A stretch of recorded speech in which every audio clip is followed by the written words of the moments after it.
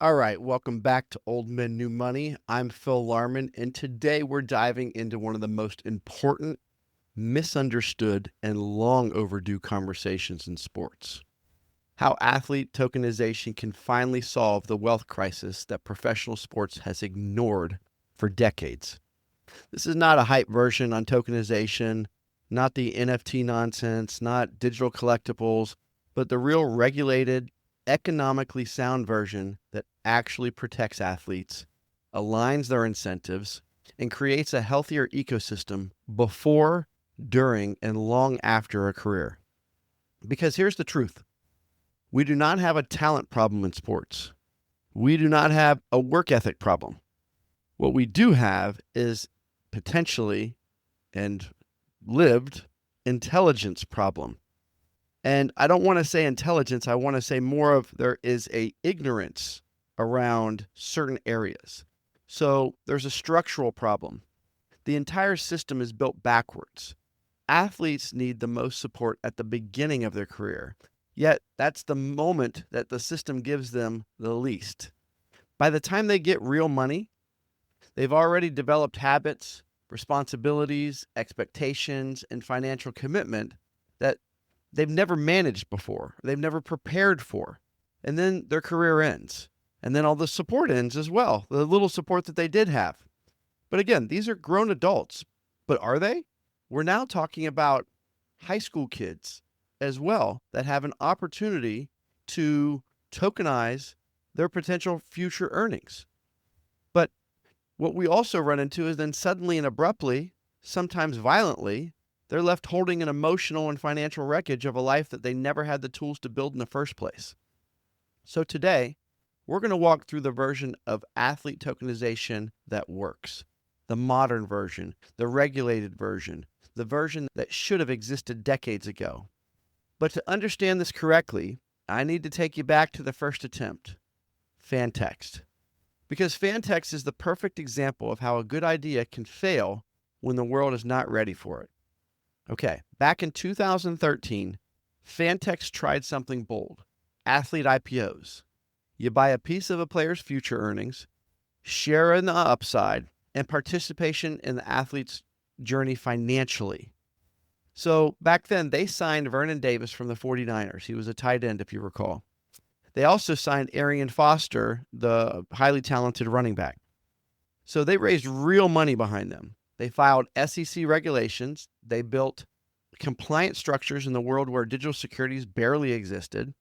It was ambitious. It was visionary, but it was also doomed.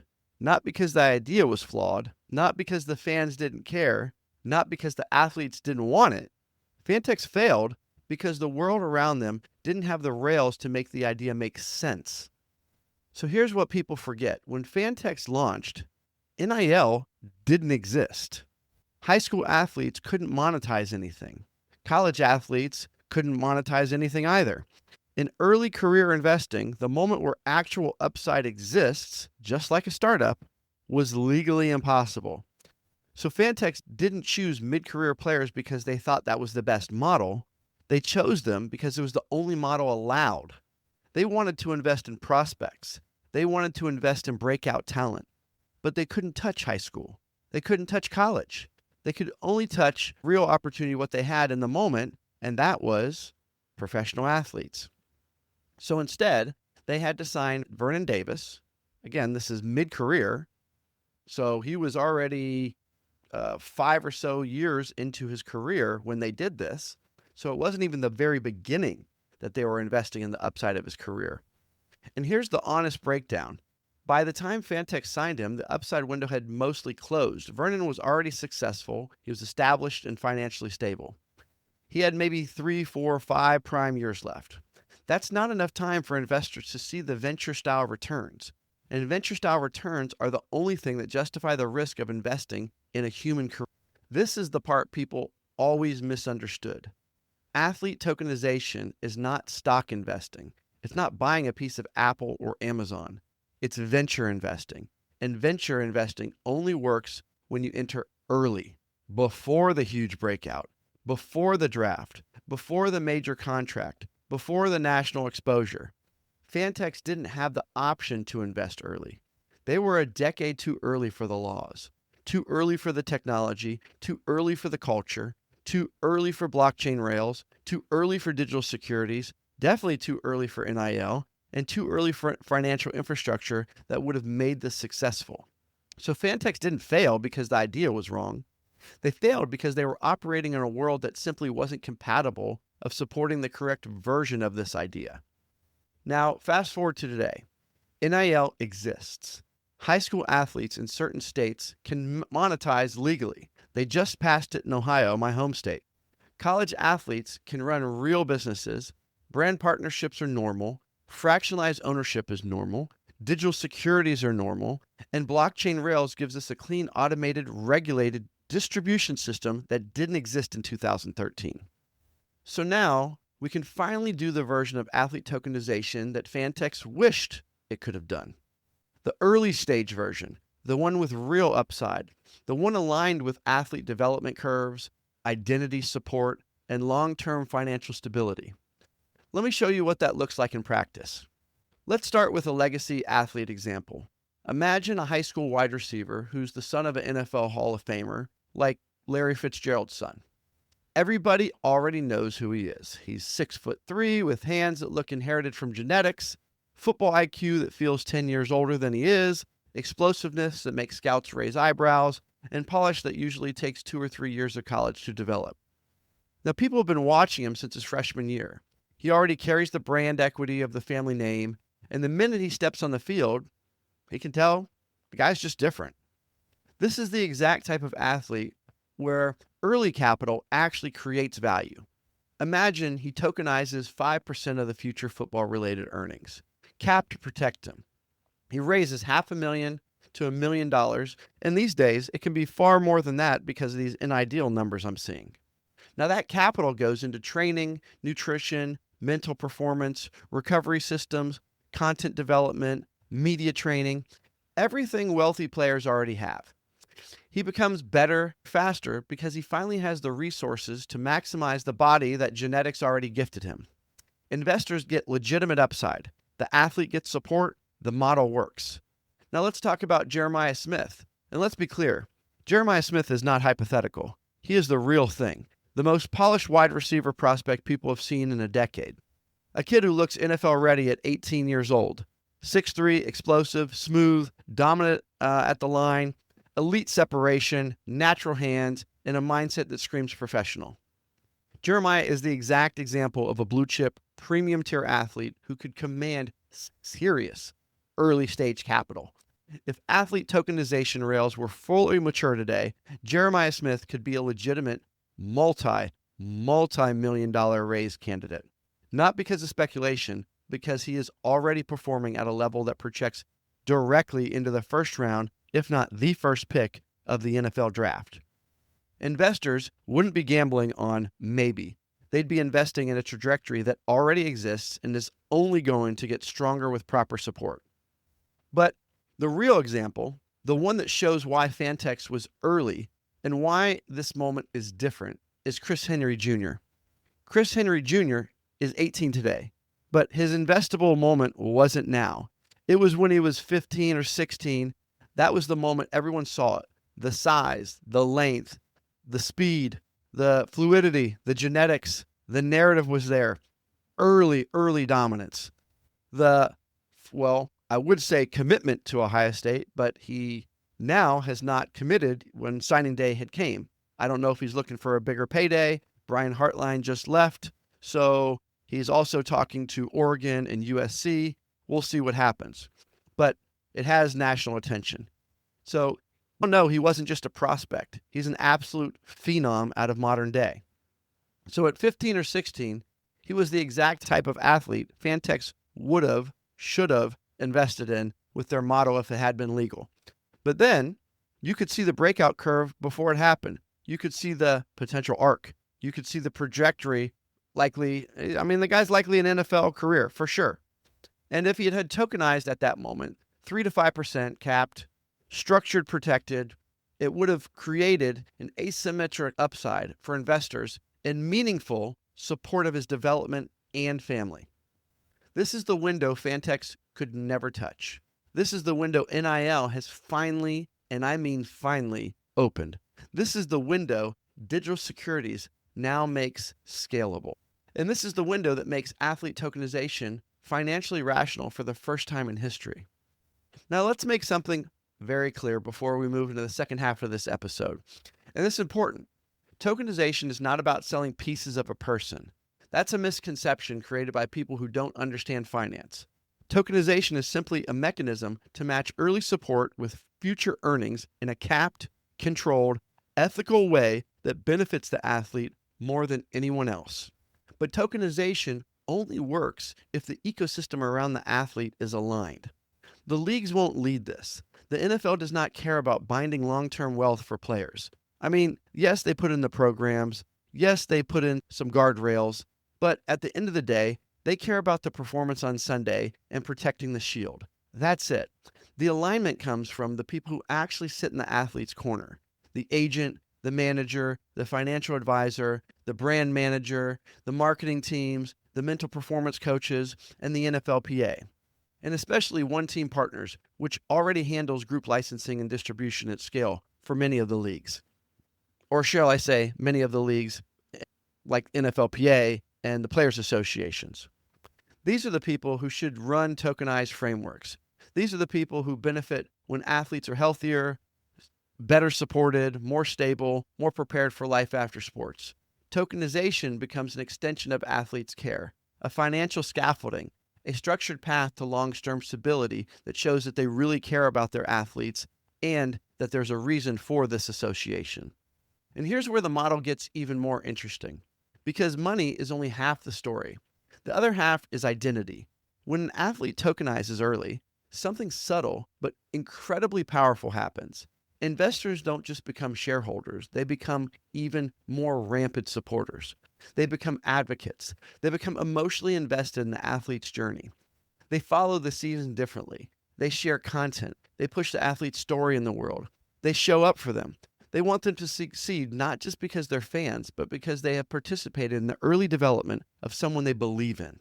That kind of alignment does not exist in traditional sports economics. Fans cheer, fans watch, fans buy jerseys, but fans don't participate.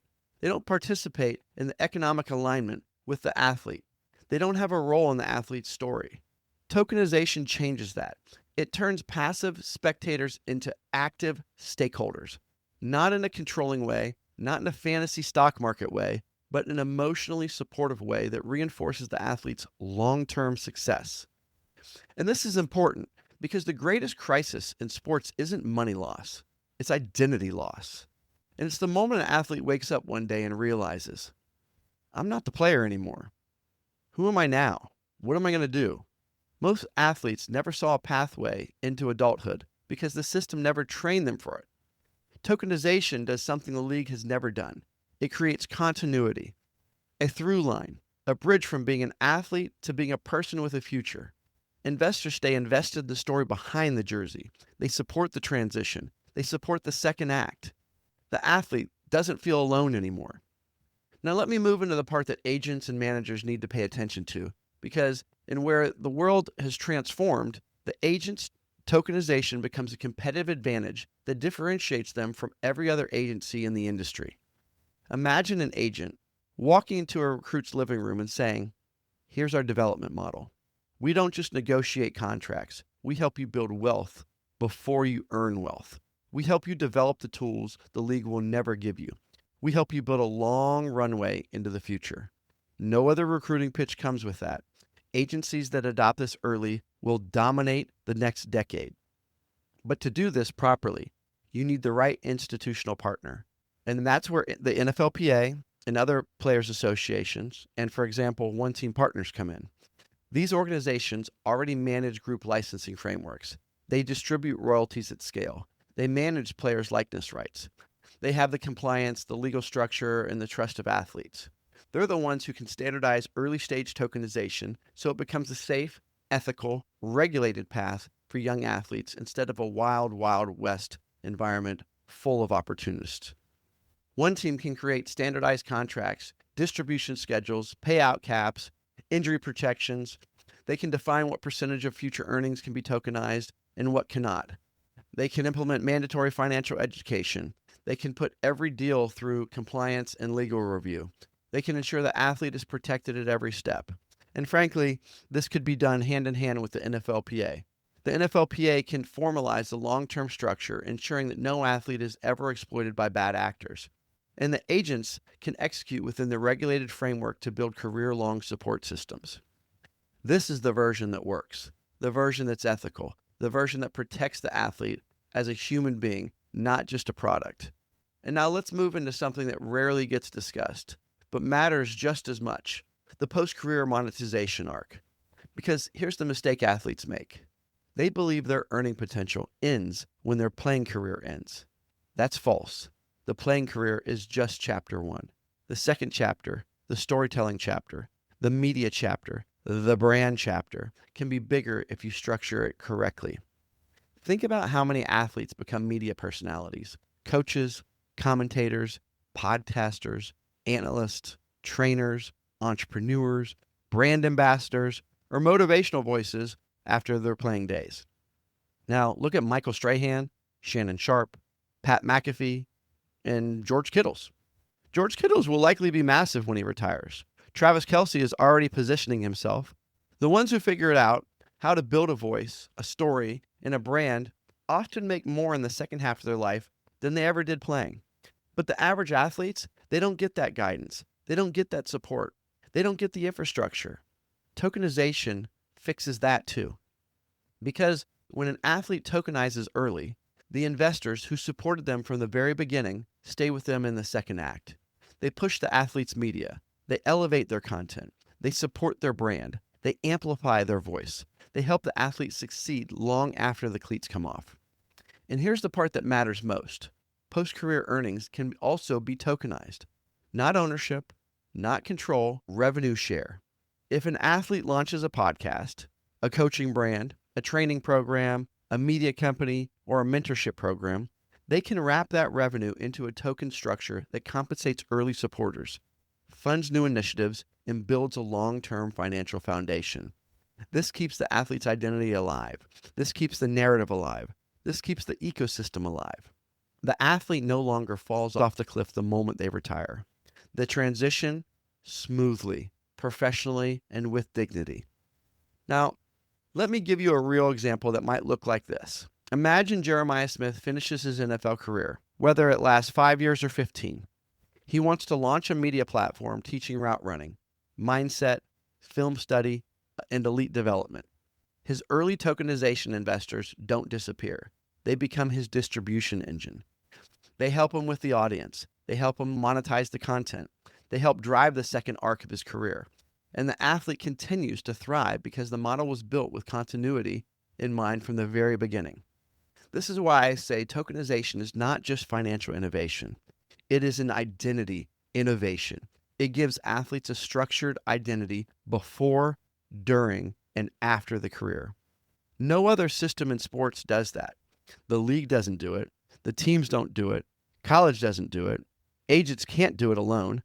Tokenization is the first architecture that actually solves the psychological problem that ruins an athlete at scale. So let me bring all this together in a financial arc of this episode. Athlete tokenization only works if 4 conditions are met. First, the investments must happen early, high school or early college. That is where the upside is. That is where the value is. That is where athletes actually need the capital. Mid-career tokenization, almost no economic logic. Early stage tokenization is the only version that mathematically and psychologically makes sense. Second, the ecosystem must be aligned. The agent, the manager, the advisor, the NFLPA, or the professional organizations that are utilized to look out for athletes. And one team must work together to standardize contracts, educate athletes, review compliance, cap earning percentages, and monitor risk. Without alignment, tokenization becomes exploitation. With alignment, tokenization becomes empowerment. Third, the model must be capped, controlled, regulated, and ethical. No athlete should ever sell unlimited rights to their future. No athlete should ever be financially trapped by bad deals. Tokenization works when percentages are small, the duration is limited, payouts are capped, and the athlete is protected at every step. Fourth, and this is very important, the athlete must remain the center of the model, not the investor, not the platform, not the league, the athlete. Tokenization exists to support the athlete's development, career, longevity, identity continuity, and post-career reinvention. When those four things align, we get the version Fantex dreamed about, the version Fantex couldn't legally touch. Fantex was the right idea at the wrong time. NIL didn't exist. Regulation didn't exist. The culture didn't exist. Blockchain wasn't ready, but today, finally, the pieces are all in place. And now I'll land this episode the way it deserves to be landed. Athletes are the only professionals in the world asked to peak before they mature. Tokenization changes that.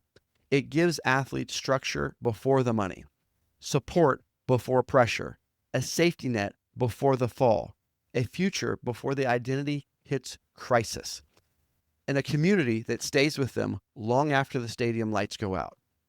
Now, in our next episode, we're going to go deeper into the fan side, how digital rails, media rights, AI-enhanced broadcast, and decentralized distribution will transform how fans consume sports and how athletes participate in that revenue.